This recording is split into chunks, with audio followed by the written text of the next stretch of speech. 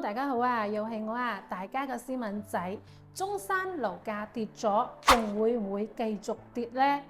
係咪已經到咗底部啦？咁呢兩日咧，斯文帶客戶睇樓啦，呢個係被問到最多次數嘅一個問題啦。咁我哋今日咧就一齊嚟探討一下中山樓價下跌嘅背後邏輯，以及佢是否已經築底啦。歡迎大家先訂閱斯文嘅 channel。咁睇完呢條片嘅話，覺得有用，可以同斯文點翻個 like， 或者咧分享俾身邊正在中山睇樓嘅朋友們啦。咁呢個樓價跌咗就唔見得係好嘢喎。咁幾多上下游產業都會受到呢個影響啦，又有幾多嘅一個相關企業咧經營困難、降薪裁員，咁仲會有幾多嘅人下崗呢？咁各地嘅多個城市嘅一個調控啊，亦都係一直喺度鬆綁嘅，咁效果咧冇有樂觀見影啦。咁首先我哋嚟分析一下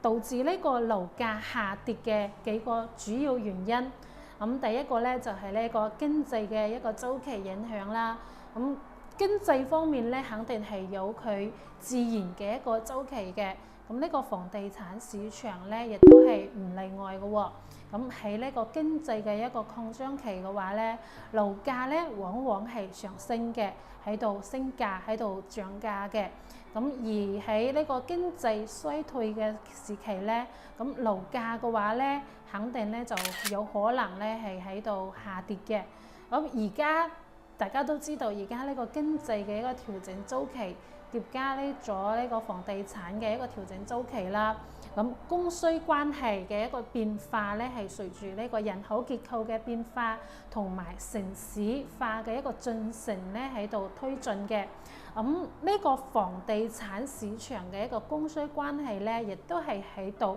不斷咁變化㗎。咁大量嘅呢個房地產發展商咧係無節制咁一個槓桿發展啦，令到呢個大部分城市嘅同質素產品咧係形成咗呢個積壓嘅，亦都係呢個庫存量過大啦。咁政策調控嘅作用咧，呢個地方政府咧係通過三道紅線。咁第一嚟呢個購房者嘅首付啦、房貸利率啦，同埋呢個限購政策等等嘅呢啲手段咧，對房地產市場咧係進行咗呢個宏觀嘅調控嘅。咁俾呢個市場咧嘅一個過熱咧轉化為冷靜啦。咁呢個購房者，我哋呢啲購房者嘅話咧，個心理影響市場嘅情緒咧，亦都係喺度影響樓價嘅呢個重要因素啦。咁當呢個市場普遍咧預期住呢個樓價會下跌嘅時候啊，投資者嘅一個恐慌性拋售，剛需買樓嘅人咧對繼續下跌嘅一個擔憂咧，可能會導致呢個樓價咧係進一步咁去下跌嘅。咁第二個問題咧就係樓價是否已經係見咗底啦？咁要回答呢個問題嘅話咧，我哋需要關注以下幾個情況啦。咁一個就係呢個成交量嘅變化啦。咁成交量咧係特別係呢個中山嘅呢個二手樓嘅一個成交量啦，亦都係市場活躍度嘅一個重要指標嚟㗎。咁如果成交量咧開始喺度穩定或者上升啦，咁可能咧就意味住市場嘅信心正在喺度恢復緊。咁而家呢個北京、上海、廣州、深圳嘅一個二手樓成交量咧，亦都係比年初咧係明顯提高咗嘅。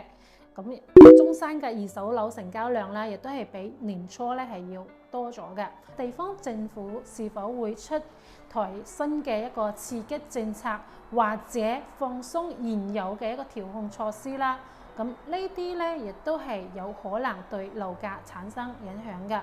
咁目前嘅話咧，國家嘅一個經濟政策方面咧，亦都係喺全面咁促進投資、消費、包括房地產市場嘅一個穩定發展啦，亦都係我哋經常講到嘅一個政策已經築底啦。而家都見到啲經濟方面啦，基本咧都係改善啦。如果經濟方面咧基本出現咗呢個改善嘅跡象啦，如呢個就業率上升啦、消費者信心增強等等，咁呢啲咧可能都係預示住樓價嘅底部咧即將到嚟。咁今年嘅一個經濟咧已經喺度逐漸呈現咗恢復嘅狀態啦。咁從呢個貨幣嘅投放啦，由呢個實體經濟啦，由物價嘅一個指數啦，亦都係出現咗有利於向好嘅一個跡象嘅。咁市場嘅一個利率走勢啦，利率嘅下降啦，呢個降低咗購房者嘅一個貸款成本啦，從而咧係刺激房地產市場嘅一個復甦嘅。而家購房者咧按揭嘅一個利率咧，基本上咧都係3% 多一啲啲，咁樣嘅呢啲利率咧係比3-4年前嘅一個利率咧係基本咧係處於呢個腰斬嘅狀態㗎。咁我哋再嚟睇一睇一啲城市嘅一個樓價發展走勢啦。咁一線城市咧，由於其獨特嘅一個經濟地位啦，同埋人口嘅吸引力啦，咁佢樓價咧雖然咧係有所下跌，但係咧佢跌幅咧係相對比較少嘅，而且咧係有穩定嘅一個跡象嘅。咁二線城市嘅話咧，係由於之前嘅一個過度開發啦，樓價嘅一個跌幅咧係明顯比較大嘅。但係咧，隨住呢個調控政策嘅一個逐步落實啦，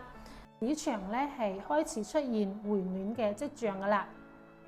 而呢個3-4線城市，例如我哋中山咁啦，呢個樓價嘅波動咧係比較大嘅，咁都係中山咧呢邊咧都係存住一啲價格嘅窪地嘅，咁亦都係值得我哋去關注，值得我哋購房者、投資者去關注嘅。咁中山嘅樓價咧是否已經見底，並冇一個準確嘅答案啦。咁佢係取決於多種嘅一個因素綜合作用。咁作為購房者或者投資者，咁我哋唔可以僅僅依賴於市場嘅一個短期波動嚟做決策嘅，而係應該由長遠嘅一個視角啦，做出理性嘅選擇。咁我哋一貫堅持嘅觀點咧，就係大家三隊入邊嘅錢都係辛苦揾嚟嘅，都係要睇得比較謹慎啲。買樓試錯嘅成本太大啦，而家你入手，唔係邊個都可以分到呢個紅利嘅喎。最後咧，思敏咧同大家整理咗一份資料啦，裏邊咧就有中山，包含咗中山24個鎮區、80幾個細板塊嘅一個詳細領域分析，仲有中山200幾個新樓盤嘅優缺點分析啦。如果大家需要相關資料嘅話咧，可以喺評論區度留言或者 WhatsApp 思敏。我哋今期嘅節目咧就同大家分享到呢一度啊，我哋下一期再見，拜拜。